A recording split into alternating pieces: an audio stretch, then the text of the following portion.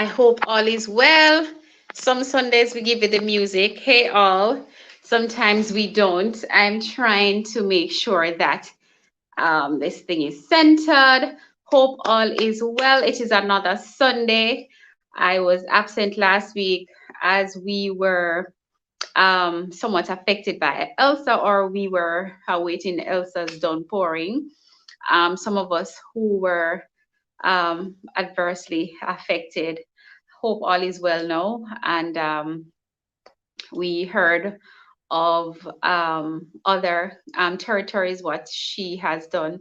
So we still have to give thanks. It is financial planning for those of you who join each and every Sunday.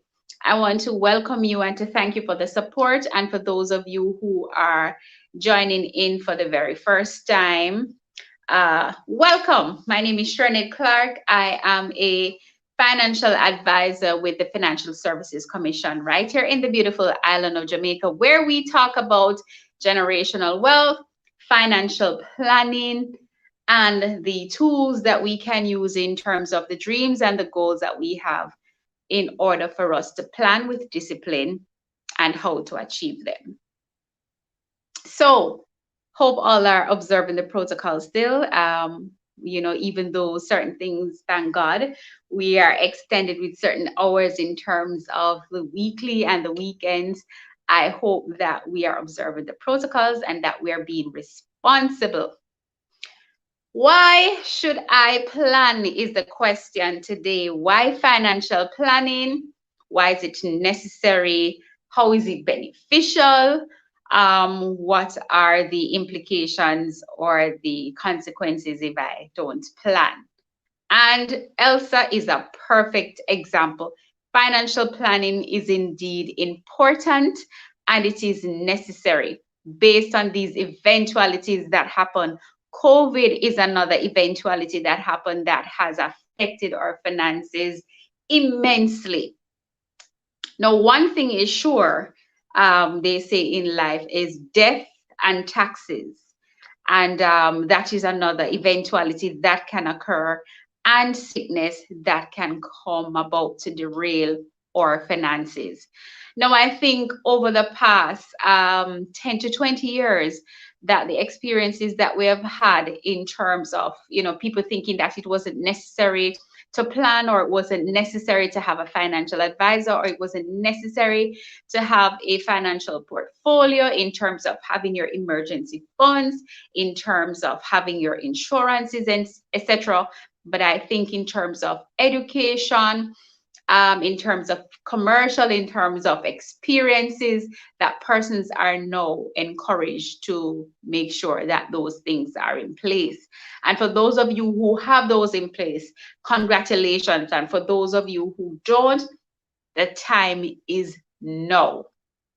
Now, sometimes we plan and sometimes it is not adequate. So we have some things in place, but because we are not aware or we don't know the cost, or we think it may not happen, we just put a little something in place to say that we have something.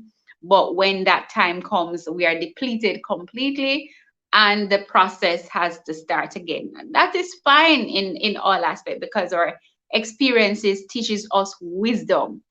Now, we are all what should I say, children. We are, educated somewhat based on what has happened, that we need to have our emergency funds in place. An emergency fund is simply your monthly income times 6. And I would say, after I have encouraged you guys over the past month to bring it to 12 months if that is possible. If it's not, you build on that. You build on that amount, that when anything should occur, that you have those monies in place. No, I don't encourage impulsive buying. And you might say, but Shernette, I cannot afford to be buying things and stocking up like others. How I encourage that you stock away is that when you're doing your weekly, and we spoke about how we arrange and budget those monies for the supermarket. For example, if the budget is 50,000 per month and I have to go to the supermarket 5 times, I'm going to divide that into 5 and those 5 times will be 10,000 per trip. So we keep the budget for the monthly groceries. Now, if it is that you know that that's the amount that you're spending on a monthly basis, every time you go and the usual stuff that you need, the necessities, you pick up those and then you pick up a little extra. So if you buy 16s of mackerel per week, you pick up an extra two, an extra one, non-perishables that you stack those, you keep stacking up on those. And the first in, first out rule. So you're going to make sure that those that the dates are further behind, that you're going to put those at the back, so you keep rotating what you're using, and you make sure that your stock doesn't run down, so you keep replenishing. You don't make it run down, that when you have a situation like a Elsa, you have to run to the supermarket and buy all these stuff. And then we complain when Elsa didn't come that I had to spend my money to do that. And we make the same mistakes over and over. So we spend excessively, we have long lines, we have panic, and then we have no money. So I encourage you not to do that, and to make sure that you're preparing. And in preparing is not running to go buy when we see the tropical storm coming. We are planning now. We're stacking up for a rainy day, not just money, but buying non-perishable stuff. When Elsa was coming the other day, a friend of mine was encouraging me, don't bother go buy a lot of stuff. And I said, I don't normally do that. I would be just stacking up. And it's because in planning and preparation over the years why I was able to just casually go and pick up some stuff instead of panicking. Now, when it comes to your emergency funds, it is impossible. Some may be able to, but most can't afford to put that money away one time. So every single month that you earn, you're going to make sure that you're budgeting, and in that budget comes your emergency fund, and you're going to be contribute, whether it's 10% of my income, 20% of my income, 30%, whatever it is that you can afford to put away for that emergency fund. You're going to make sure that you're building on that fund, so when those eventualities like Elsa, as I said before, COVID-19, anything else comes up, that money is there to deal with those eventualities, and not the regular monthly salaries to do the basic necessities. We have to prepare. In preparing, we're able to deal with it. It's a safety net. Now we need to make sure when it comes to sicknesses, visiting to the doctor when there's a common cold, flu, prescription, that we have our health insurance in place. We're able to swipe that fast card, that we don't have to spend that money to visit the doctor immediately, or that money to fill my prescription drugs. And if it is that I'm on medication and I have to get this drug on a monthly basis or every 3 months, that I'm swiping that card to deal with those eventualities. My life insurance is also important in the event of premature death. Now, I said before that, two things are sure: taxes and death. It is appointed unto all of us to die. We just don't know when, and we don't have control over it. So when that occurs, that we don't leave a burden on our families. So we have a sum insured that is paid to the beneficiaries to deal with final expenses, and what we would call our cleanup fund in terms of funeral, if there are estates, to deal with estate taxes, if there are dependent children, to continue with their education, if there's a disabled child, if there's a spouse that is dependent, if there are parents who are dependent, that monies are left to deal with those eventualities. My critical illness coverage insurance is also important because it is a living benefit that is given to me, the insured.